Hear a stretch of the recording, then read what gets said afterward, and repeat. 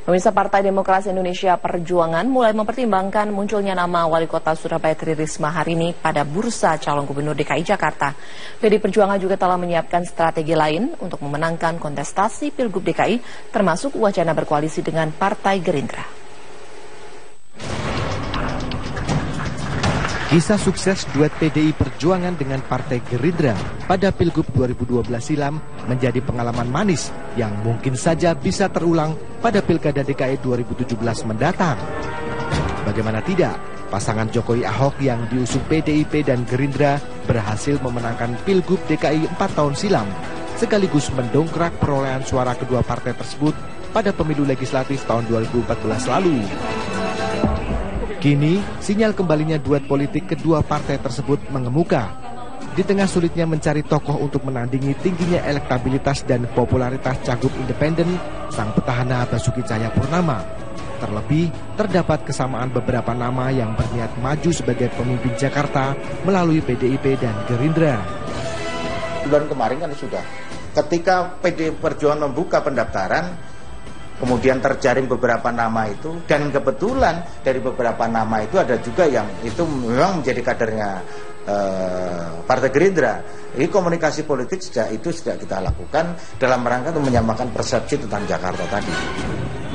Partai besutan Megawati Soekarno Putri kini terlihat gamang melihat fenomena elektabilitas Ahok yang hingga kini masih menguasai sejumlah survei. Keresahan PDIP bertambah saat munculnya desakan dari sejumlah pihak agar PDIP mengusung Wali Kota Surabaya Tri Risma hari ini. Meski menyambut baik adanya wacana pencalonan Risma menjadi DKI 1 untuk bisa menyaingi Ahok, namun PDI Perjuangan mengklaim usulan tersebut bukan dari mesin partai. Terlebih, Risma tidak masuk dalam daftar penjaringan yang telah dilakukan internal partai. Munculnya Bu Risma di media sosial maupun beberapa spanduk yang bertebaran di DKI Jakarta, kami menyambut positif. Ini langkah awal bagaimana masyarakat merespon kehadiran Bu Risma. Akan tetapi ini kan bukan dari mesin partai. Kalau dari mesin partai sekarang ini kita gerakkan adalah melalui pendaftaran dan pengusulan, maka muncul 32 nama yang mendaftar, kemudian 2 orang yang diusulkan.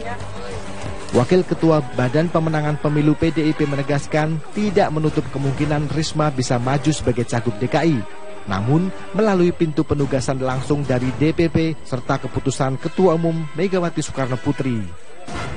Saat ini, PDI Perjuangan masih fokus melakukan uji kelayakan dan tes psikologi terhadap 32 pendaftar dari eksternal dan 2 kader internal Boy Sadikin dan Jarod Saiful Hidayat. Dari Jakarta, Mila Amalia, Dede Rianto, Metro TV. Bapilu PDI Perjuangan hari ini menggelar uji kepatutan dan kelayakan bakal calon gubernur DKI. Sebanyak 34 bacagub diundang untuk mengikuti tahapan tes di kantor DPP PDI Perjuangan pada hari ini.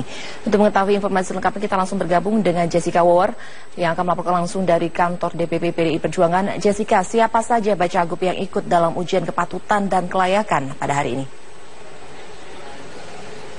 Ya, Elvita, dalam pantauan kami di kantor DPP PDIP Perjuangan pagi ini sesuai dengan agenda yang akan dimulai tahapan uji kepatutan dan kelayakan, yaitu akan dimulai dengan psikotes. Sudah ada sejumlah nama bakal calon gubernur yang tiba. Di antaranya ada nama seperti Sandiaga Uno, kemudian juga ada Abraham Lunggana. Tadi juga kami melihat Farhad Abbas sudah berada di lokasi, tepatnya langsung diminta untuk naik ke ruang untuk melakukan berbagai tahapan seleksi.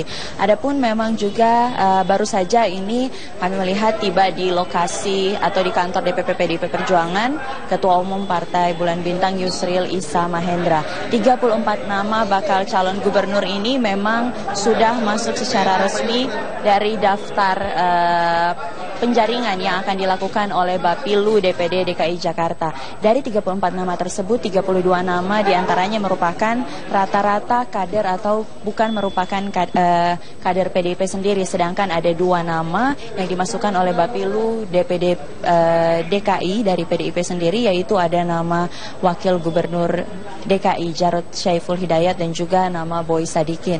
Dari informasi yang kami terima dari Wakil Ketua Bapilu DPD DKI, yaitu Gembong Warsono, dijelaskan bahwa 34 nama bakal calon gubernur hingga saat ini dipastikan nanti akan mengikuti berbagai tahapan yang akan dimulai pada hari ini.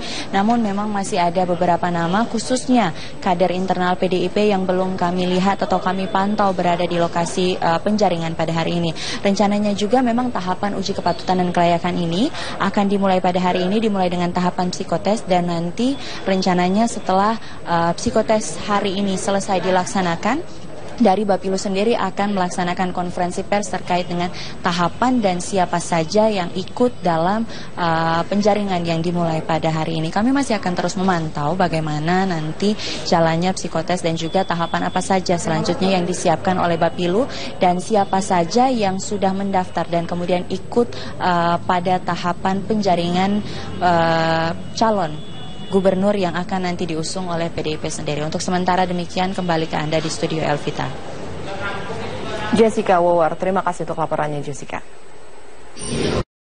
Sementara itu pemirsa, di acara diskusi pilkada yang berlangsung di Gedung Juang 45 Jakarta, kericuhan sempat terjadi antara pengamat politik Boni Hargens dengan massa anti Basuki Cahayapurnama. Di sisi lain, Ahmad Dhani menyatakan bahwa seluruh bakal calon gubernur lebih baik mundur jika KPK tidak menetapkan status tersangka terhadap Ahok dalam kasus sumber waras.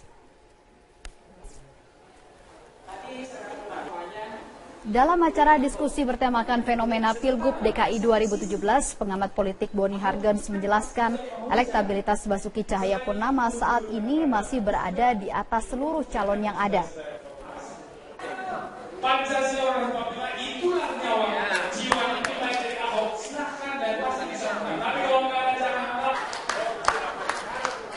Ya, namun acara ini diwarnai dengan kericuhan ketika massa anti Ahok menilai bahwa pernyataan Boni terlalu meninggikan karakter Ahok. Acara sempat terhenti sementara ketika Boni Hargens akhirnya keluar dari ruang diskusi. Sementara itu Ahmad Dhani menilai selama KPK tidak menetapkan status tersangka terhadap Ahok dalam kasus sumber waras ataupun reklamasi, maka dirinya menilai lebih baik seluruh calon lainnya mundur. Meski begitu, Hasnaini mengaku tetap optimis dengan pencalonannya menuju kursi DKI 1. Kalau pendapat saya, kita harus optimis karena ini ibu kota Jakarta, tidak indah rasanya tanpa seorang ibu. Jadi Jakarta ini membutuhkan seorang ibu, jadi kita maju terus, bekerja terus, yakinkan masyarakat, jangan pantang mundur, karena fenomena alam itu alam yang menentukan, bukan manusia yang mengatur. Semua sudah diatur dan takdir tidak pernah tertukar. Dan di mana takdir bisa mengatur masyarakat, hanya Allah yang ngatur. Jadi jangan goyang pokoknya. Semua ada waktunya. Semua kan ada waktunya. Semua kan ada waktunya. Kalau menurut Profesor J. Saitapi kan semua ada waktunya. Ya biarin aja dulu waktunya Ahok. Ya kan bersama Jokowi. Kalau tadi didengar statement dari Ibu Risma begitu, saya nggak mungkin meninggalkan Surabaya gitu karena sudah memiliki komitmen dengan warga Surabaya. Tapi kalau saya juga nggak mungkin nggak nurut sama ibu gitu ya. Kira-kira mana yang lebih kuat nih Mas Hanta?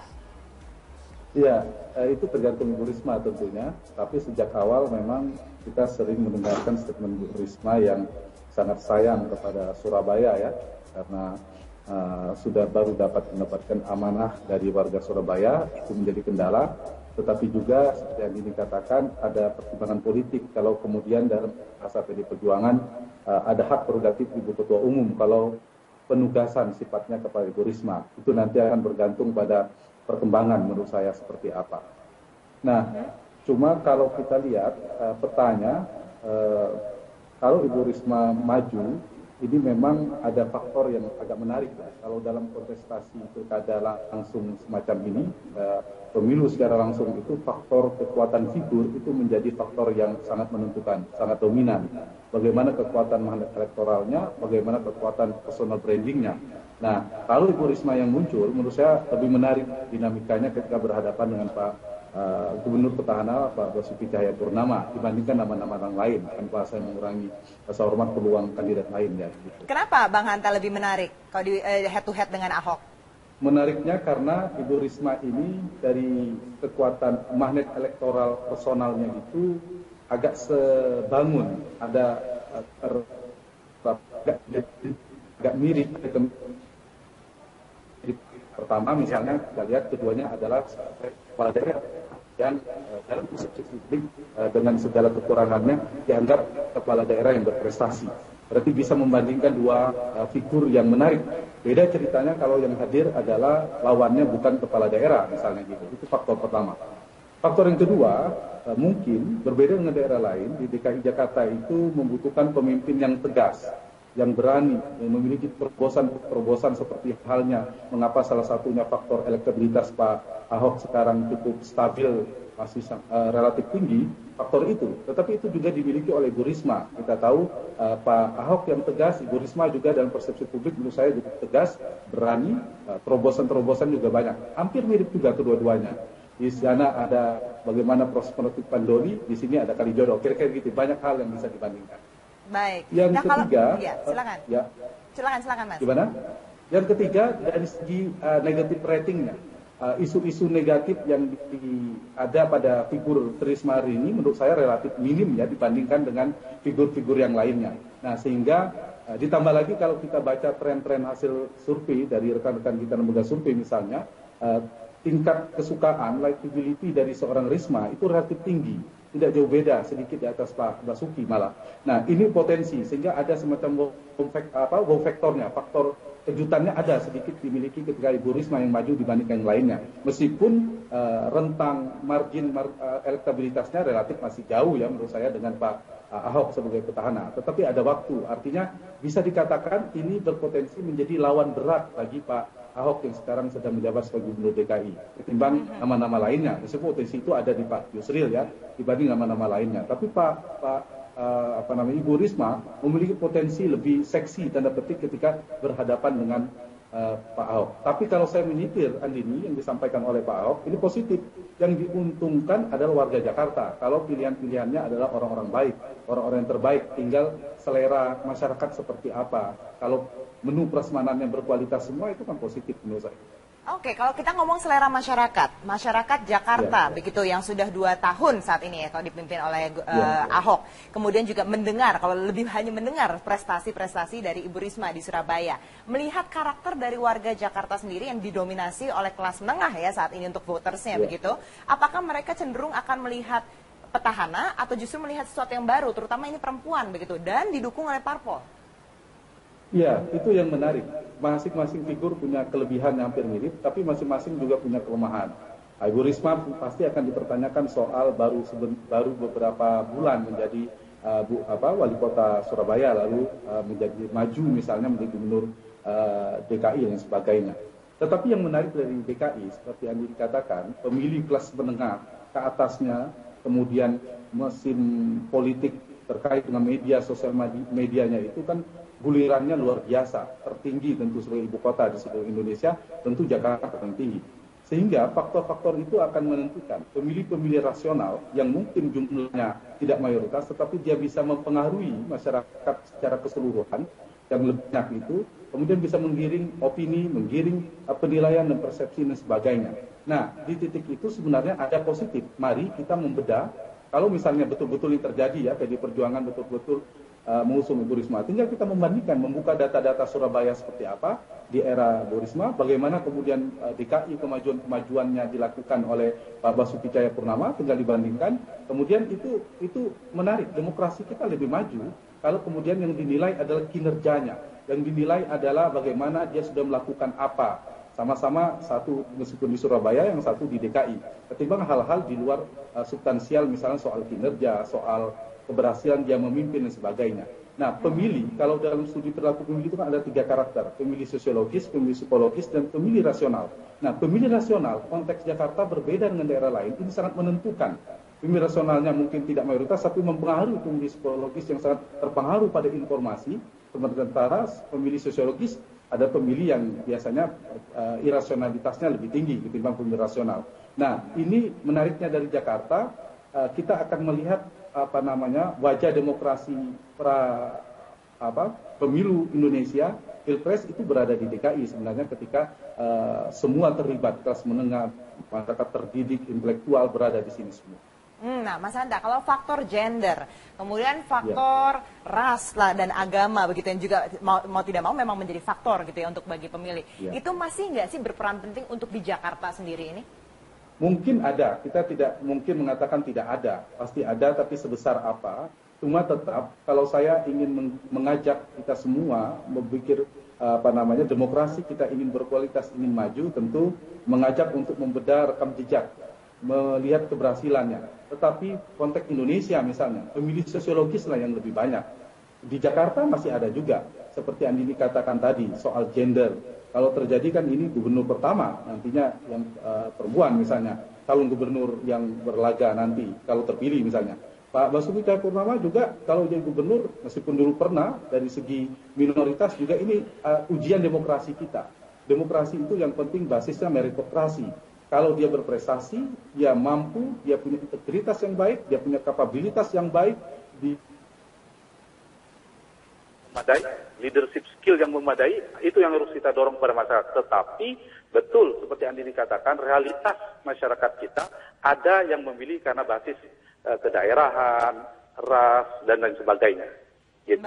Baik. Oke, terima kasih Mas Hanta Yudha, Sama-sama. Direktur Eksekutif Poltreking Indonesia.